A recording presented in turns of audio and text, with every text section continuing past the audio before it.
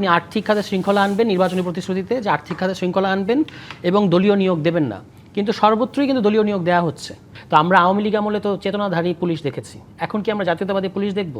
বিরোধী রাজনৈতিক দল সরকারে যে রাজনৈতিক দলটি থাকবে তাদের সমালোচনা করবেন, সেটি খুবই স্বাভাবিক, এবং সেই সমালোচনাটা আমরা দীর্ঘদিন বাংলাদেশে এক প্রকার অনুপস্থিত দেখেছিলাম, কিংবা সমালোচনা করবার সুযোগও আসলে ছিল না। এখন যখন গণঅভ্যুত্থানের পরবর্তী সময়ে দাঁড়িয়ে আমরা এই নির্বাচিত সরকারের সমালোচনা করতে দেখছি রাজনৈতিক দলগুলোকে, বিরোধী রাজনৈতিক দলগুলোকে, তখন সেই সমালোচনায় মিথ্যাভাবে আসলে তাদেরকে নিয়ে নানান তথ্য দেওয়া হচ্ছে, সেই অভিযোগ করছেন সরকারি দল। মিথ্যা তথ্য দিয়ে যদি সমালোচনা করা হয়, সেখানে আসলে ষড়যন্ত্রের আভাস সত্যিকার অর্থেই আছে কি? আপনাকে ধন্যবাদ। মিথ্যা তথ্যের কথা সরকার বলেছে। অন দ্য আদার হ্যান্ড আমরা দেখতে পাচ্ছি সরকারের এই অবস্থান নির্বাচনের আগের এবং নির্বাচনের পরের এর মধ্যে সুস্পষ্ট পার্থক্য আছে। ফলে বিরোধী দল যে সরকারের সমালোচনা করছে কিংবা রাজনৈতিক কর্মসূচি দিচ্ছে, এটা বিরোধী দল হিসেবে, গণতান্ত্রিক বিরোধী দল হিসেবে এটা তাদের কর্তব্য। এটা ছাড়া তো জনগণ তাদেরকে গ্রহণ করবে না। সরকার যে মিথ্যা তথ্য দিচ্ছে, সরকারকে তো বলতে হবে যে বিরোধী দল ওই কথাটা মিথ্যা বলছে।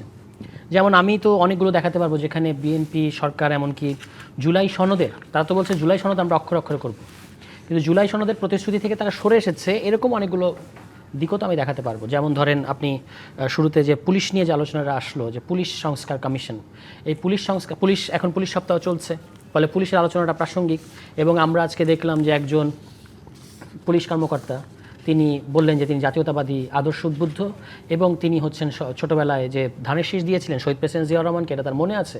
তো আমরা আওয়ামী লীগ আমলে তো চেতনাধারী পুলিশ দেখেছি, এখন কি আমরা জাতীয়তাবাদী পুলিশ দেখব? ঈদ আসবে, সাথে ক্যাশব্যাকও আসবে। নিজের বা প্রিয়জনের জন্য কেনাকাটায় এবারও নগদ পেমেন্টে পাচ্ছেন দারুণ ক্যাশব্যাক। তাই যাই কিনুন, পেমেন্ট করুন নগদে। এই প্রশ্নগুলো আছে, এখন এটা আপনি কীভাবে সমাধান করবেন? এটা সমাধানের জন্যই পুলিশ সংস্কার কমিশনের কথাটা এসেছিল, যেখানে বিএনপির কোনো নোট অফ ডিসেন্ট ছিল না।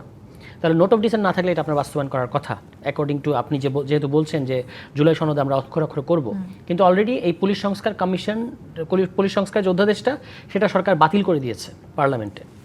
এর বাইরে সুপ্রিম কোর্ট সচিবালয়ের যে অধ্যাদেশ, সেটা সরকার বাতিল করে দিয়েছে। সেখানেও কিন্তু বিএনপি নোট অফ ডিসেন্ট ছিল না। তাদের দলীয় ইশতেহার, তাদের নির্বাচনী ইশতেহার এবং জুলাই সনদ, সব জায়গাতেই তারা এটার পক্ষে ছিল যে অধস্তন আদালতকে আমরা নির্বাহী কর্তৃত্বের মানে মুক্ত করব, এটা তাদের কমিটমেন্টের মধ্যে আছে, কিন্তু সেটাও তারা করে নাই। ফলে বিরোধী দলের সমালোচনাটা তো ন্যায্য। আপনি বিচার বিভাগের পৃথকীকরণের কথা বলেছেন, সেখান থেকে আপনি সরে এসেছেন। আপনি পুলিশ সংস্কার কমিশন বাদ দিয়ে দিলেন, আপনি মানবাধিকার এবং গুম কমিশন বাদ দিয়ে দিলেন, তারপরে আপনি ব্যাংক অধ্যাদেশ বাতিল করে দিলেন। এবং ব্যাংক অধ্যাদেশ বাতিল করে দেওয়ার মধ্য দিয়ে এটা তো শুধু বিরোধী দল সমালোচনা করছে সেটা না, এটা এখন IMF পর্যন্ত আপনাকে লোন দেয় নাই এই কারণে সুস্পষ্টভাবে ক্যাটাগরিক্যালি এই কথাটাই বলেছে যে আপনি ব্যাংক অধ্যাদেশ রেজুলেশন, যেটা প্রণয়ন প্রক্রিয়ার সাথে IMF ওই অন্তর্বর্তী সরকারের আমলে ইনভলভ ছিল, সেই অধ্যাদেশটা যখন আপনি প্রথমে বাতিল করতে চেয়েছিলেন, ওই সংসদীয় বিশেষ কমিটির রিপোর্ট আমরা সেটা দেখলাম, কিন্তু পরবর্তীতে যখন IMF আপত্তি করেছে, তখন আপনি এমন একটা ধারা ঢুকালেন যার মধ্য দিয়ে ওই অধ্যাদেশের লজিকটাই বদলে গেল।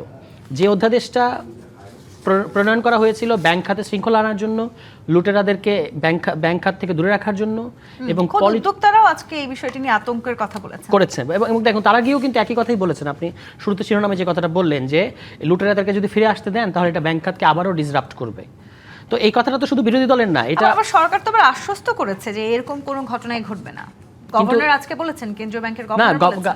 এই খোদ এই গভর্নরের বিশ্বাসযোগ্যতা এবং ক্রেডিবিলিটি নিয়েই তো প্রশ্ন উঠেছে, কারণ তিনি আপনার নির্বাচন পরিচালনা কমিটির ব্যক্তি, এবং আপনি বলেছেন যে আপনি আর্থিক খাতে শৃঙ্খলা আনবেন নির্বাচনী প্রতিশ্রুতিতে, যে আর্থিক খাতে শৃঙ্খলা আনবেন এবং দলীয় নিয়োগ দেবেন না, কিন্তু সর্বত্রই কিন্তু দলীয় নিয়োগ দেওয়া হচ্ছে। সর্বশেষ যে ঘটনাটা কমিউনিটি ব্যাংকে ঘটেছে, সেটা খুবই অ্যালার্মিং। কমিউনিটি ব্যাংকে যাকে এমডি হিসেবে নিয়োগ দেওয়া হয়েছিল, ব্যাংক সেক্টরে তার অত্যন্ত সুনাম রয়েছে, একজন প্রফেশনাল ব্যাংকার তিনি, তাকে আপনি একজন মন্ত্রীর প্রভাবে সেখানে নির্বাচন কমিশনের একজন কর্মকর্তার নিকটাত্মীয়কে বসানোর জন্য তাকে দায়িত্ব গ্রহণ করার আগেই সরিয়ে দেওয়া হয়েছে। আপনি জানেন যে ব্যাংক খাত কিংবা আর্থিক খাত, এটা আসলে পুরোপুরি ডিপেন্ড করে আস্থার উপরে।